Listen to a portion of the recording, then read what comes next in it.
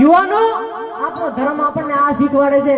આજે આજકાલ બાપ કે બેટા લોટો પાણીનો ભરીને લાવ, ત્યારે સાહેબ દીકરો ના પાડે ને ત્યારે યુવાનોને વિનંતી કરું કે એકવાર રામકથામાં જાજો, એકવાર આવા ગામોની મુલાકાત લેજો અને એકવાર આવા આપણા રામ ભગવાનના ચિત્રો જોજો કે બાપ માટે થઈને બેટો 14 વર્ષના વનવાસ ભોગવે એ પણ ચપ્પલ વગર ભલામણ. રામાયણની અંદરથી બધું શીખવા મળે. માં કોને કહેવાય, બાપ કોને કહેવાય અને ભાઈ કોને કહેવાય. ભરતને ગાદીએ બેહાડવા માટે થઈ અને માતા કૈકેયીએ રામને વનવાસ મૂક્યા અને ભરતે કીધું હતું કે મારો ભાઈ અને મારો મોટો ભાઈ સમાન રામ છે અને એ વનમાં જાતો હોય ને સાહેબ તો મારાથી મોટો નુગરો કોઈ ન કહેવાય. ભલામણા એને ભાઈ કહેવાય. સમજે?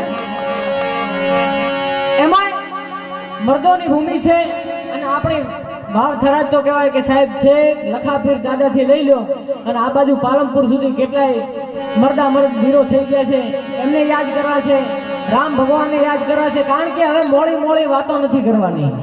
હિન્દુ ધર્મ માટે થઈ, સંસ્કૃતિ ટકાવી રાખવા માટે થઈ આપણે મોળી વાત નથી કરવાની. કદાચ ધર્મ માટે થઈ અને સાહેબ પહોંચ પછી આપવાની વાત તો શું, પણ ભલામણા આપણા ઇતિહાસો જોઈ લો તમે. લીલુડા માથાના બલિદાન આપી દીધા લખાપીર ગોહીને. ભલામણા સબલીના બેટની અંદર વિચાર તો કરો. ધરા વિના ધાનને લીપજે કુળવીન માઢું ન હોય, જેસર જખરો પાક્યો એની માં ઓથલ પદમણી હોય, એની માં ઓથલ પદમણી. આવી ભરોદર ગામની વાવથરાજની અને આ કોઠાની ધરતી છે કે જો આવા કાર્યક્રમો આવા પ્રોગ્રામો થાય છે અને આ સંસ્કૃતિને જીવાડવા માટેથી સંસ્કૃતિનો ધોબલો છે. બાકી આવું ક્યાંય જોવા નથી મળતું સાહેબ. માણસો ઘણા બધા માણસો ભણી જાય બાપુ, માણસો છે ને ખૂબ ભણી જાય ને એટલે ભગવાનથી થોડોક દૂર જતો રહે. માણસો એમ કહે છે કે ભગવાન નથી, પણ એ બધા માણસોને મારે એમ કેવું છે કે આપણા વાવથરાજ જિલ્લાની અંદર ગેડા ગામ કે જમત્રટ જાંબુવાન અને નીલંગ સુધર્યું નો રિયા, પણ હજી એ લગી હનુમાન તો કાયમ બેઠો કાગડા, કાયમ બેઠો કાગડા. રામ ભગવાનને માણસો ક્યારે યાદ કરે કે સાહેબ હનુમાન જો ભક્ત મળ્યો હોય તો યાદ કરે. એ લંકાના રણની અંદર જેથી લક્ષ્મણ ભગવાનને મોરતા લાગી અને ત્યારે રામના આંખમાંથી આહુડા પડે ડબ ડબ ડબ, ત્યારે હનુમાન દાદે કીધું કે કોત જાવ ઉડગણ મધુ ઇન્દ્રાસન ડારું. તમે કોને તો ઇન્દ્રનું ઇન્દ્રાસન પલટાવી દો. કોત જાઉં આકાશ ઇન્દ્રાસન ડારું અને કોત જાઉં પાતાળ શેષ વાસુકી સહારું. હે રામ, લંકાના મૂળિયા ઉખેડી તારા પગની અંદર ભળી દઉં, બાકી તારા આંખમાંથી આહુડું ન પડવું જોઈએ. ભલા મારા આહુડું ન પડવું જોઈએ સાહેબ. કે જમત્રટ જાંબુવાન અને નીલંગ સુગ્રીવ નો રિયા, પણ હજી લગી હનુમાન તો કાયમ બેઠો કાગડા.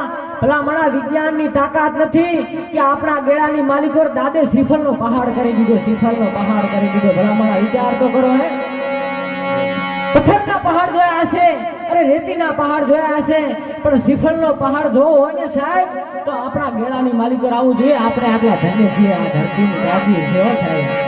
એટલે કીધું છે કે ધરા વિના ધાનનો નીપજે કુળવીને માઢું ન હોય. એ તો જેસર જખરો પાક્યો એની માં ઓથલ પદમણી હોય તો અને એમાંય કૌશલ્યા જેવી માં જોઈએ. કદાચ રામને જન્મ લેવો હોય ને તો કૌશલ્યા જેવી માં જોઈએ. માથી મોટું કોઈ નહીં, જડતર હોય કે જગદીશ સૌ કોઈ નમાવે શીશમાં અંબા આગળ ઓલિયામાં અંબા આગળ ઓલિયા.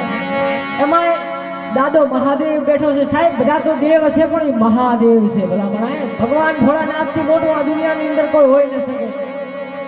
ભગવાન ભોળાનાથથી દુનિયામાં મોટું કોઈ હોય ન શકે. કારણ કે નમો વાય ભૂતાય થાનમ ભયાનમ જટામાહ ગંગા જલકે જ્ઞાનમ.